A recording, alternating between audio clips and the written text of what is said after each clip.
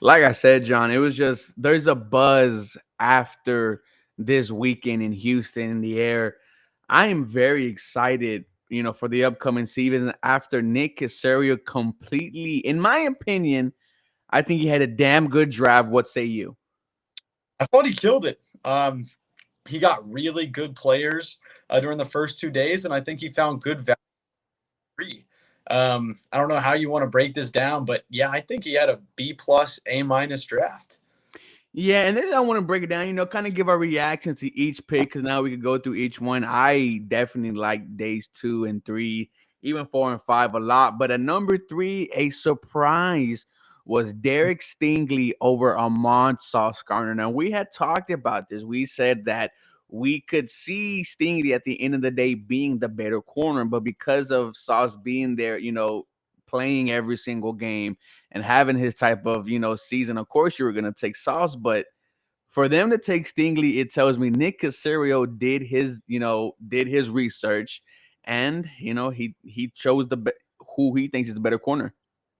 Yeah, I mean, it looks like they went with talent, which is something that I was really excited to see the organization do. There's been a lot of chatter that they value culture over everything. If y'all read Rivers McCown, he's gone as far to call it culture ball.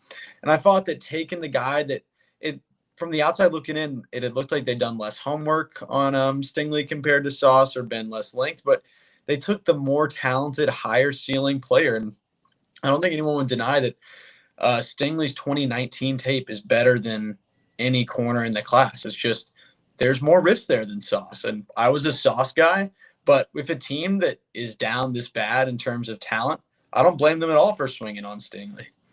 And one cool thing was that at the Houston Texans draft party, if you were there, that was an absolute fun event.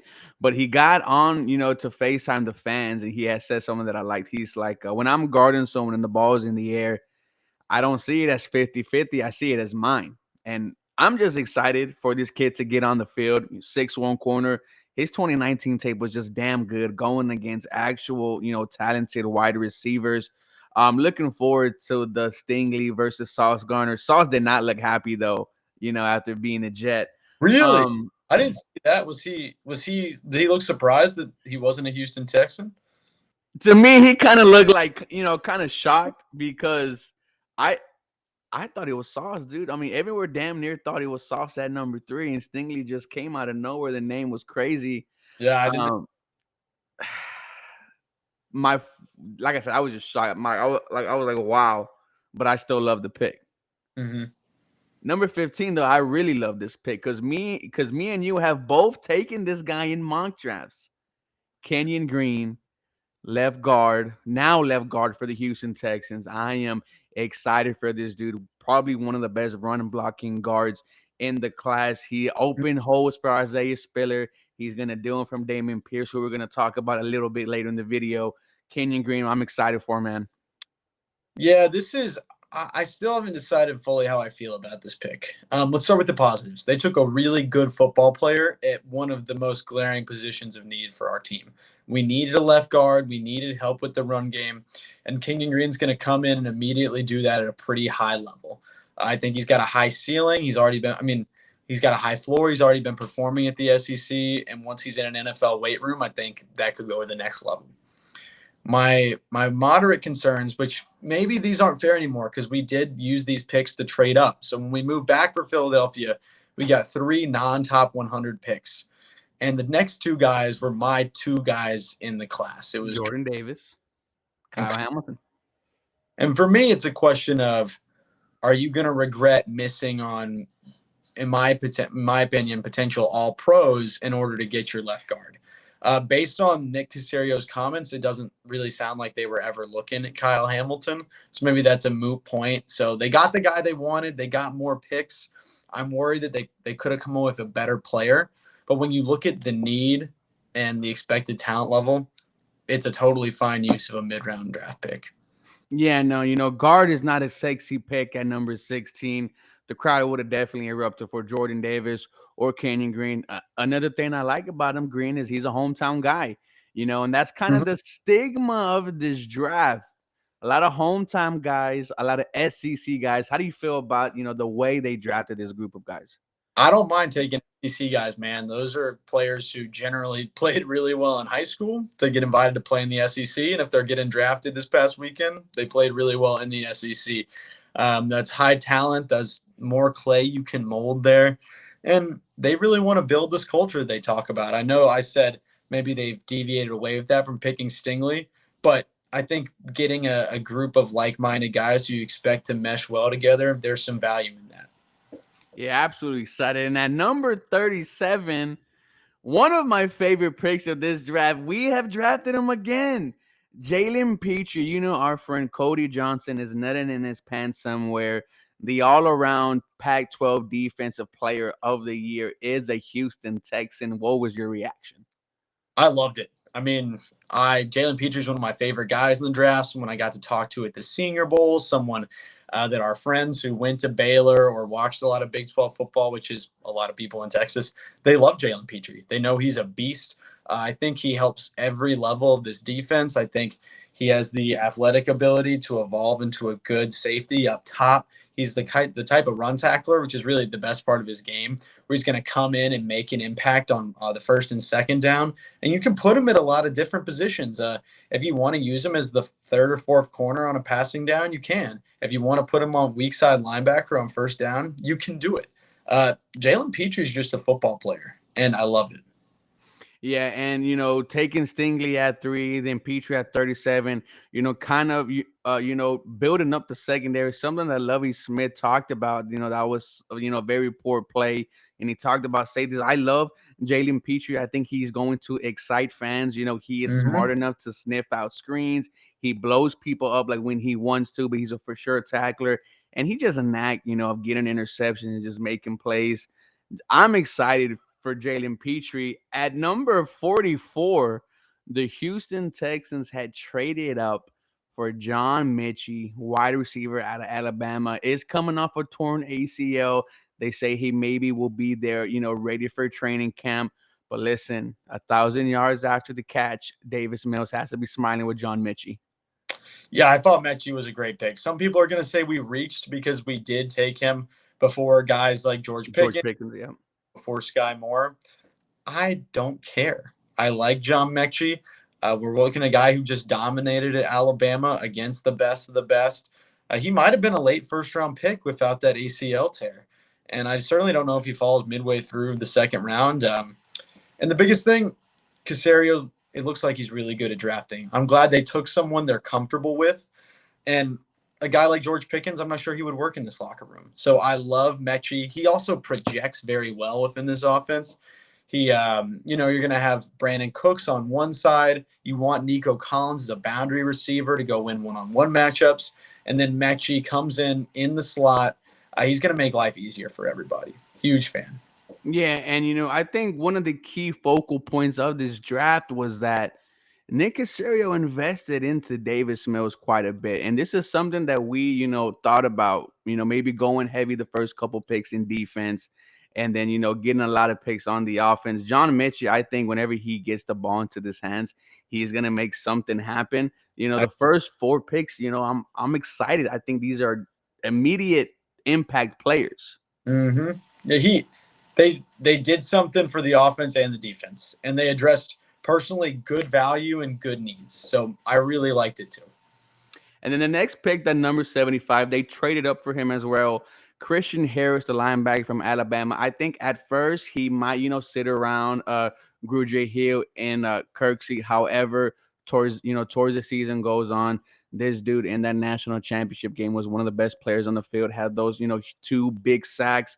Is just an absolute athletic freak. I like Christian Harris, man. Yeah, I mean, like you said, he's an athletic freak. I really like taking a high pedigree linebacker from Alabama. And the nice thing about our situation is we're really deep at linebacker. So I don't need Christian Harris to come in and immediately play the Mike linebacker. That's such a difficult position, an important position on our defense. You get to learn from guys like Christian Kirksey, Camus Grugier-Hill. You're going to play a good amount of snaps, but we're not going to ask you to play 90% of the snaps for the first part of the season or potentially the whole first year. Perfect blend of getting an impact position for how Lovie Smith wants to play football and a good talent, but you're not going to have to force it. So exactly the kind of guy Houston should be taking. And you can move him around like the linebacking core. I think he is very underrated in coverage. This season caused 3 interceptions just by putting, his hand, just blocking the pass, making plays for the defense. You need to cover now. As a linebacker, Christian Harris, he, like I said, he's fast enough and athletic enough to do it. I like this, for the long term for the linebacking core. Yes, yes. And then they were patient. What did I come on your show and say? For weeks, I said if you're gonna take a running back, you should wait until day 3. And what did Nick Caserio do? And that number 107, the Houston Texans selected Damien Pierce, running back out of Florida. What was your reaction? I loved it. He was the 5th ranked running back on my board. He was a dominant player at the Senior Bowl. And frankly, if I'd gotten to see more at Florida, I think he was underutilized. They really used him as a bruiser. He scored a lot of short touchdowns. But during the pre-draft process, he flashed off a 3-down skill set. And he could have been drafted higher if his head coach hadn't done him wrong in that way. I thought they got a guy who could legit emerge as a workhorse back during this next season. And at the very least, he's going to contribute meaningfully to our backfield for the next few years. Home run pick to start. Home run pick, and I could see him getting a majority of the workload.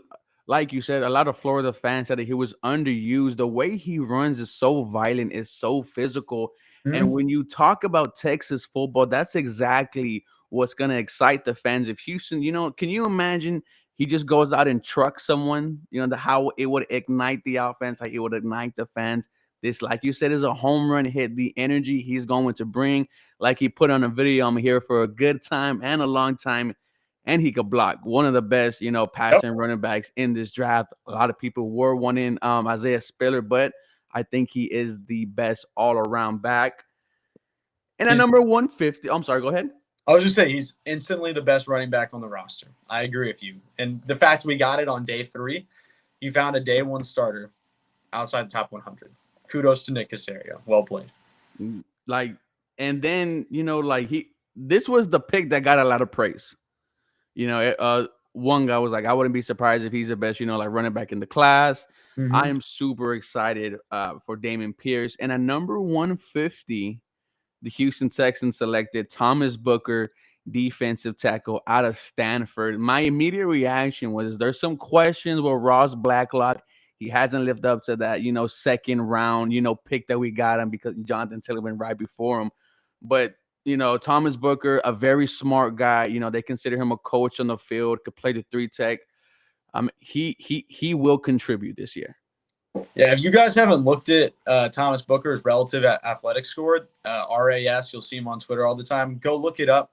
This guy has the potential to develop into more than he was at Stanford. I was kind of the guy who cautioned us against too much optimism on Roy Lopez last year, and that kind of backfired on me. But I'll do it again here. 5th-round pick, I'm not expecting a ton, but Booker has the physical traits that he could develop into a meaningful rotational piece. And in that Lovie Smith 4-3, you really do need pressure from your front 4 to win and making sure those guys are fresh. And we don't have a superstar. So just getting 4 or 5 meaningful guys to keep rotating, especially as Blacklock is still trying to figure it out. I was pretty happy with the Booker pick. And speaking of rotational guys, Houston Texans signed Kenyan Green today from the Seattle Seahawks. How do you feel about that? I think he's a starter. I think he's definitely the starter. So for Green, he probably comes in and starts on that weak side. Jonathan Grenard usually plays on the strong side with the tight end, and he comes and starts on the other end. And maybe they got who we get from Los Angeles, the Rams. I'm blanking. The linebacker, right? Yes. It has too many O's. I don't know how to say it or what it is. I can't remember. But my point being, I bet they rotate at the other end. And Green is young. He's 24 years old. He had 6.5 sacks last year. He played and started in 16 games for the Seattle Seahawks. Great value to get this late in the process of the offseason. I like it a lot. Yeah, Nick Caserio was taking nothing but W's, the past weekend. And at number 170, we took, a bit of surprise, a tight end, Tegan Quitoriano from Oregon State. And, when you see him, it's clearly he is a blocking tight end, right? The Houston Texans, they want to run the ball. They get, a run blocking guard and then a run blocking tight end. And someone like Damien Pierce who could just, bowling ball right in between the tackles. I like Tegan Quintoriano, crazy last name. He says he wants to be like George Kittle. I'm excited for him too. Yeah, and I mean, again, with all these late round guys, I'll caution. I'm not expecting a huge breakout, but we really just needed a tight end who could block, and it looks like he did that great during his time at Oregon State. Always a fan of taking guys from these Power 5 schools and just seeing what happens. And he wasn't a tight end that I was familiar with entering the draft process, but at this late, I can't be upset about it because he fills a need in a very specific schematic fill. Pep Hamilton does run that two tight end system. Mm-hmm. Phil Brown only showed up for one game last year. That was the first game of the season. So, maybe we see a lot of Tegan Quintoriano. But at number 205, I told you that I really like this pick. Austin DeCluis, offensive tackle from LSU, started all 4 years at right tackle, has the possibility of transition into right guard. We know that's a hole there. AJ Cann, the veteran, is there, played good 2 years ago, was unhealthy last year. There may be a competition spot right there. Yeah, I think so too. And especially forget competition, just if AJ Cann gets hurt. I know he was injured last year and he's an aging player. It's a guy they brought in because they feel really comfortable with what he does in the run game and how close he is with our new offensive line coach, George Warhop. But I agree, played a lot of experience of SEC football, and his physical profile really projects more to the guard spot. And it really does look like we need some developmental chips to kind of get ready at the guard spot, as I think in the next 2 years, we probably do look to upgrade center and right guard. So I was happy with that. Again, you can't be mad at the 7th round picks, the 6th round picks. I'm just trusting Nick Caserio that he put the work in. Yeah, and there's, no reason to doubt him, right? Because last year he didn't have a 1st or 2nd round pick. And look what he got with, picks from 99 all the way on. If you had to grade this draft, John, what would you give it? Probably would give it a B+, A-. I'll give it a B+ and maybe 5-6 starters. Yes. Oh, there are a ton of starters. I think the first 6 picks are all going to start. If Christian Harris isn't starting to start the year, by week 5, he should be starting. His athletic talent is just that good. They got a ton of starters, and that's what they kind of had to do, considering the capital that they entered the draft with. I think that the 1st round picks were interesting. I want to see how they work, but like you said, no reason to doubt Caserio. I'm going to go B+ on this draft. Yeah, I'm gonna go B+ too. I like the additions, of Stingley. I'm so happy that they invested into the offensive line. We haven't done that since, Titus Howard. Maybe even found yourself a potential, backup right guard. This whole draft, I enjoyed it. It was kind of different because with Bill O'Brien, you were like, what the hell is this guy gonna do? I mean, we even saw him getting mad as fuck during the Jonathan Grenard pick. But something about Nick Caserio, you felt calm. You felt like your GM was going to go in there and actually do other people dirty instead of the other way around. Yeah, and none of the picks, even if people didn't agree with them, they were all good picks. There were really strong arguments. We didn't pull a Patriots and take the Baylor wide receiver in the 2nd, who was projected. Cole Strange. Oh, that was the non-top 50 pick at pick 29. We didn't reach. We took guys at about the value where they needed to be, and we took our guys, and I'm never going to fault that as the process. So I'm excited to see what the team does. Absolutely. I'm excited. John, it was a pleasure having you on. What are you going to be doing now that the draft's over? I'll still be writing over at the Texans Wire. You guys should follow us, USA Today, SMG, the Texans Wire. Follow me on Twitter, at John H. Crumpler. I haven't found the energy to write again. I feel a little outdrafted right now. I do too. So I'm taking a break, but I'll be back soon. I might write on Baker Mayfield this week, so that could be fun. Absolutely. And as you know, I am Mr. 713. Layman, guys, what did you think about the draft? As always, go Texans. You guys have a blessed day. Bro, if he